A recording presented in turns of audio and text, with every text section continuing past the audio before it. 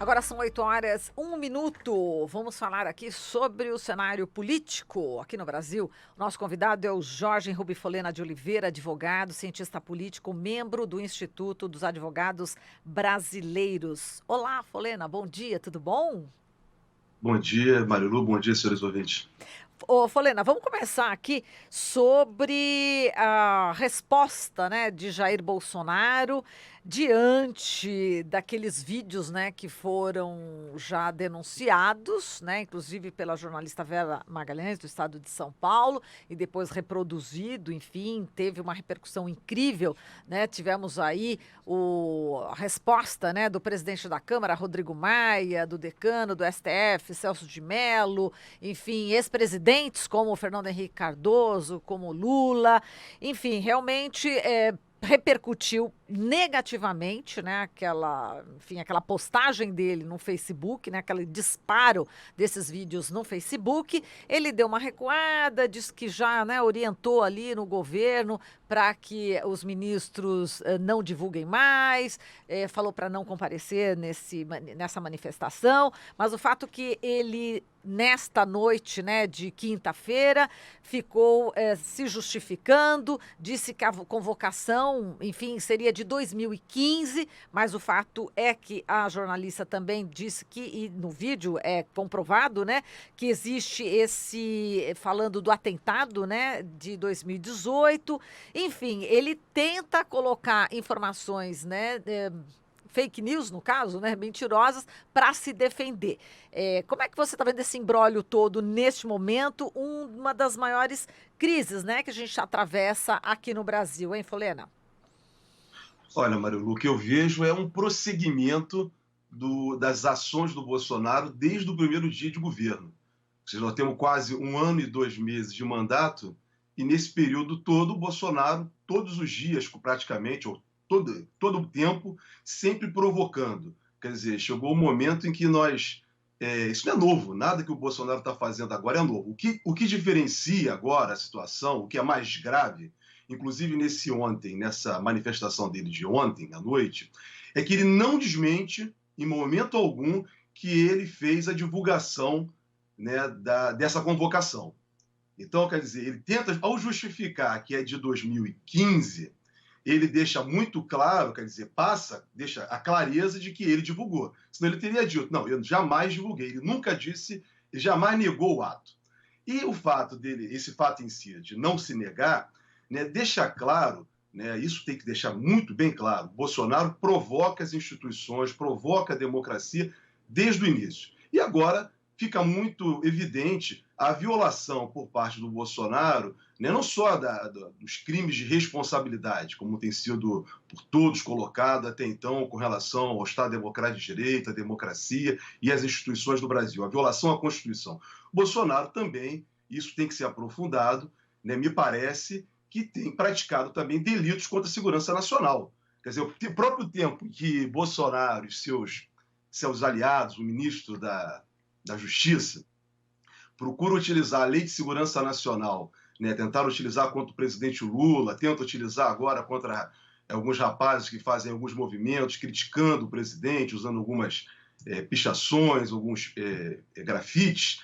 Então, nós temos que verificar que as ações do Bolsonaro, dos seus filhos e dos seus seguidores, eu vi alguns desses vídeos, realmente são vídeos, né, que atentam contra as instituições, atentam contra a democracia, atentam contra o Estado brasileiro, inclusive procuram colocar as Forças Armadas contra o povo. Num desses vídeos que está circulando pela internet, há um carro militar passando sobre a população.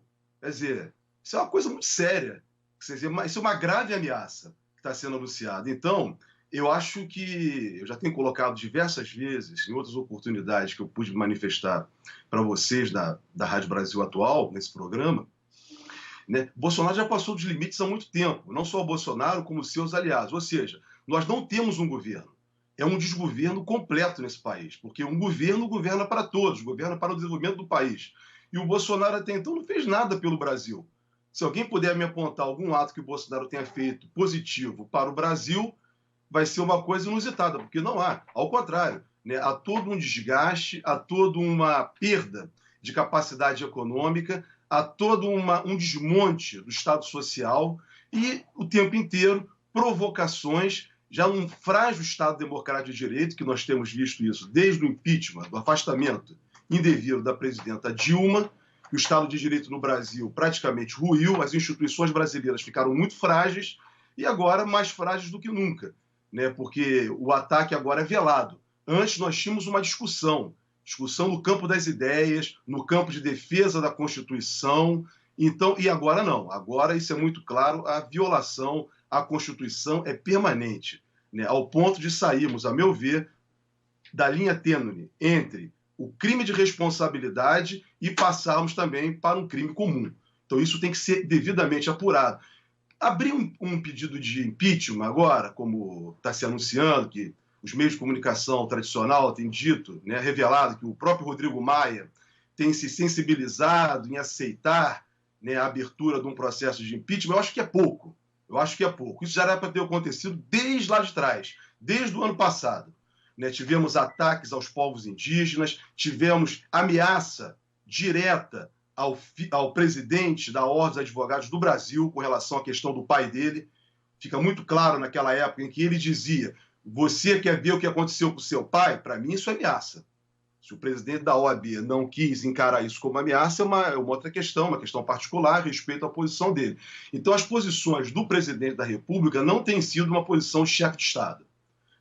Não tem sido. Tem sido o tempo inteiro desrespeitando o Brasil, inclusive no Concerto das Nações, com relação a manifestações dirigidas contra outros chefes de Estado. Me lembro bem do caso da ofensa grave que disparou contra a mulher do presidente da França, não só atingindo a ela, como todas as mulheres do Brasil e do mundo.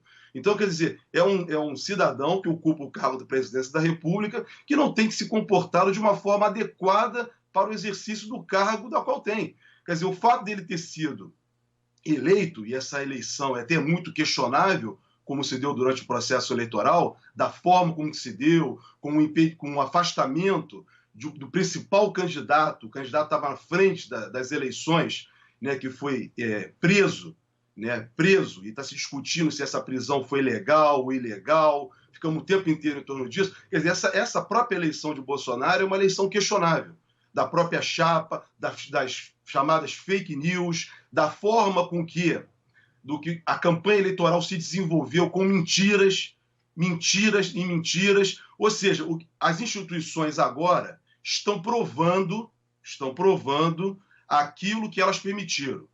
Permitiram em 2016 no caso me refiro diretamente, primeiramente ao Supremo Tribunal Federal, ao traçar o roteiro do impeachment comandado pelo Eduardo Cunha na Câmara.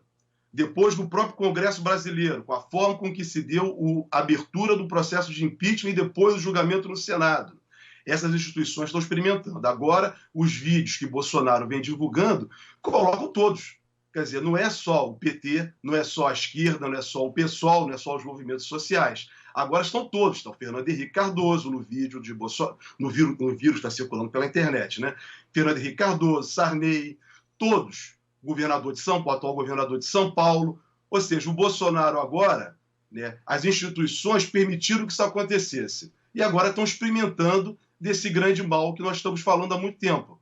Né? O perigo do fascismo é isso, né? Ter um ministro, um secretário de governo, né, da cultura, que foi substituído, que anteriormente fez uma manifestação claramente fascista.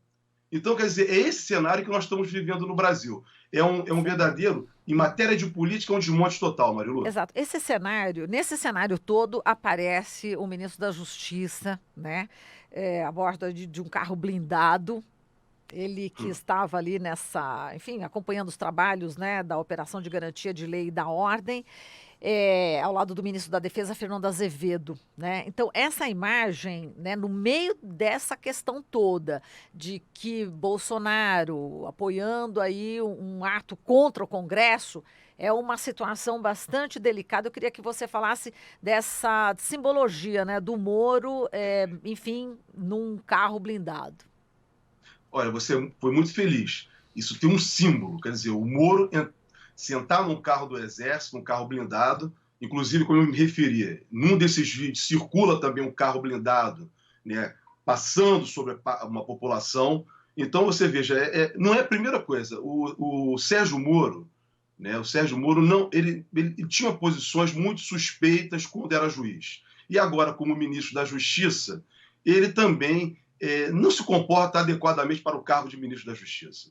Não é papel do ministro da Justiça fazer o que ele está fazendo. Ele foi nomeado, junto com o Paulo Guedes, os dois como superministros do governo Bolsonaro. Todos dois. E nenhum dos dois, até aqui, não revelaram para a população brasileira nenhum ato de superministros. Nenhum ato. Sérgio Moro, ele não conseguiu, até esse momento, demonstrar o combate à corrupção que o governo Bolsonaro falou que ia fazer. Basta verificar todas as acusações que tem aberto com relação às milícias no Rio de Janeiro e se espalhando pelo Brasil. O caso que aconteceu agora, da semana anterior ao Carnaval, no Ceará, é muito grave. Quer dizer, em momento algum, o número de mortes chegam quase a 200 homicídios no Ceará. Você não vê uma posição clara do ministro da Justiça e da Segurança Pública. Em momento algum, ele está ajudando. Então, você não vê, por parte de Sérgio Moro, uma ação efetiva que possa justificar essa posição de superministro. Como foi dito desde o início, tudo nesse governo é retórico. Não existe nada real. Então, existe essa simbologia que é demonstrar força por meio de equipamento militar. Isso é muito mal para as Forças Armadas do Brasil. Eu sempre tenho colocado isso, Marilu, há muito tempo. Né? Eu acho que as Forças Armadas do Brasil deveria ter sido a primeira, né, se estivéssemos de fato no Estado republicano, a exigir que aqueles agentes que durante o regime militar participaram de torturas, atentados, fossem responsabilizados. Por quê?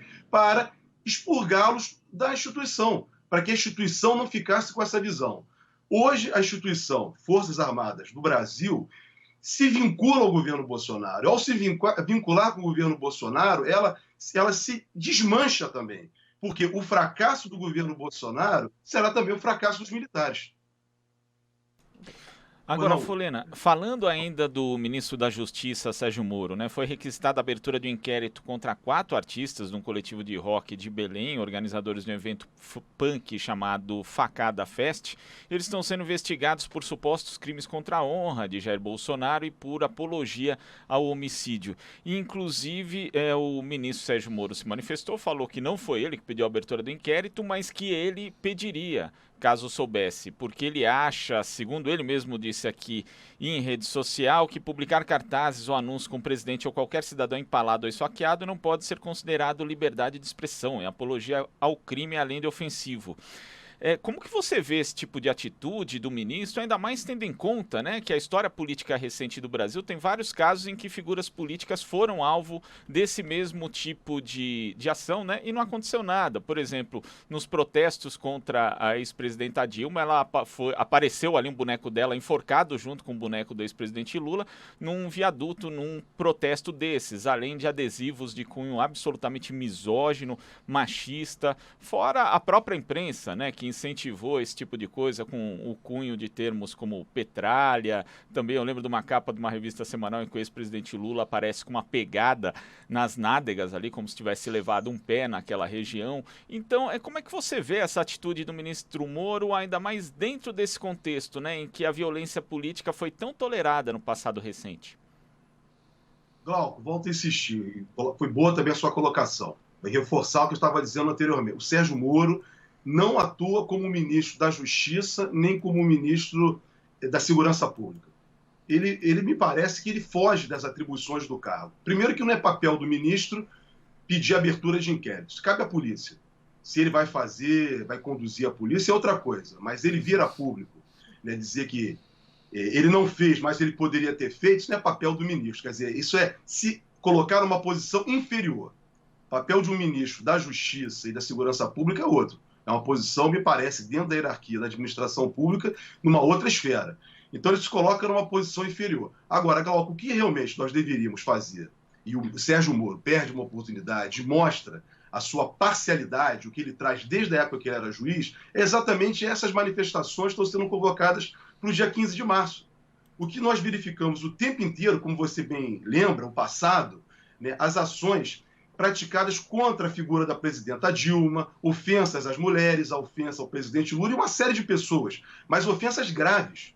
E agora o que nós estamos vendo nessas manifestações que estão sendo programadas e circulando pela internet, fica muito claro que tem pessoas que estão patrocinando ações criminosas contra o Estado de Direito no Brasil e contra as instituições. Então, Sérgio Moro, ele se dirige contra um determinado grupo inferior, um grupo do movimento social, ou até contra o presidente Lula, como ele fez anteriormente, pedindo a abertura de inquérito com base na Lei de Segurança Nacional. E diga-se de passagem, a meu juízo, a Lei de Segurança Nacional não foi recepcionada pela Constituição de 88, mas cabe ao Supremo julgar isso. Mas já que ela está aí, e o que o Sérgio Moro tanto gosta de utilizar, caberia então a ele, em garantia do Estado brasileiro, das instituições do Brasil, então pediu uma apuração da Polícia Federal para ver quem está fazendo circular esses vídeos. Se é o próprio presidente da República, se são os filhos do presidente da República, se são os aliados do presidente da República. Alguém está fazendo circular isso. Nós temos que saber quem é. Eu não quero dizer que seja essas pessoas que eu me referi que estão fazendo, mas alguém está fazendo. E essa forma de propaganda, Glauco, ela é muito séria. Volto a insistir e tocar nesse ponto.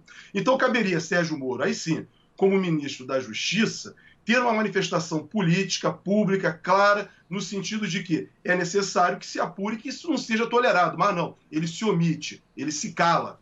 Ele simplesmente atua como um agente partidário, como sempre atuou. É uma pessoa que é completamente parcial. Ele só tem um lado, ele não atua como uma pessoa imparcial, como tem que atuar um chefe de Estado, como tem que atuar qualquer dirigente público, Glauco. Perfeito. Bom, só a gente já está no finalzinho, viu, Volena, que tem muitos entrevistados ainda. Eu só vou registrar, mas a gente depois comenta, mas é importante, já que você tocou também no ex-presidente Lula, que peritos da Polícia Federal já admitiram que os documentos copiados do setor de operações estruturadas da Odebrecht podem ter sido adulterados. Os arquivos foram utilizados, né, para sustentar que a Odebrecht doou 12 milhões a Lula como forma de suborno, e a quantia seria utilizada para a compra do terreno do Instituto Lula. Portanto, agora vem à tona essa informação. Mas é uma pena que a gente tem que encerrar. Só queria registrar. Tudo bem, Folena? Um grande abraço para você.